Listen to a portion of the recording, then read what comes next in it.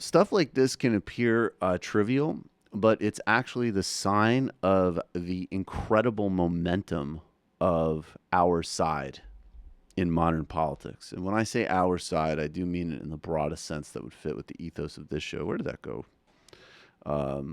Anybody from sort of genuine progressives to socialist or social democrats of various stripes. Medicare for all is an easy one. If you are a halfway, maybe even quarter way decent human being, you recognize that every single man, woman, and child should have full, complete, and totally unencumbered health care, period. It should be government delivered. We should eliminate all of the parasitic middlemen.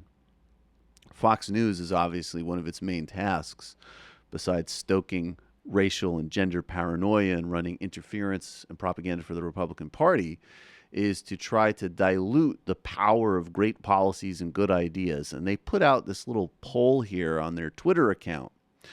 And the poll question asks, Bernie Sanders' Medicare for All bill is estimated to cost $32.6 trillion, a new study says. Would the benefit outweigh the cost? Now, of course, they obviously neglect to mention that the study actually showed that in comparison to other spending models and other paths forward, we'll save the most money with Medicare for All. But leaving that obvious and expected omission of vital information aside, 73% of people respond yes, 27 responded no. Now, look, is this the biggest deal in the world? No, it's not. But it is a micro reflection of the profound momentum that is on the side of real, actual politics and policies that will affect real, actual people in positive ways. Ideologically, in some ways, we've got an open space ahead of us, and we can keep running that ball.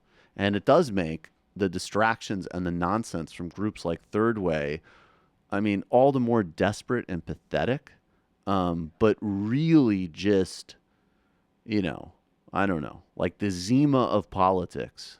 I mean, it's just dead. And the conflict is between the sources of propaganda and money that will fight with every tooth and every bit of energy they have to preserve capital.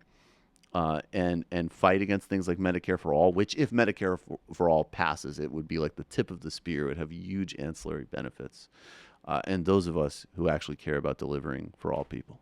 Hell yeah. Every time somebody says equal access to healthcare markets, I reach for my rifle. That's right. We were talking about this. Brandon and I were saying, like, we need to punch this into the end zone, to use a sports metaphor. Right. Like, we need to Jerome Bettis, because the thing with, like, when we were talking about Sorry to Bother You with Brie last night, is whether or not that's sort of ultimately optimistic movie or not.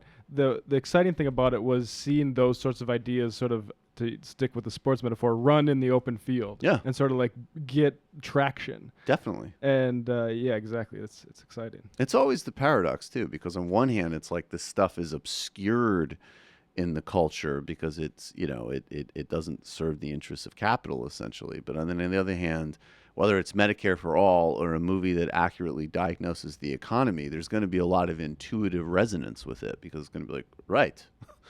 That matches with my experience day to day. There's culture is more democratic and than a lot of parts of our society, even though it's controlled by capital in a lot of ways. Right.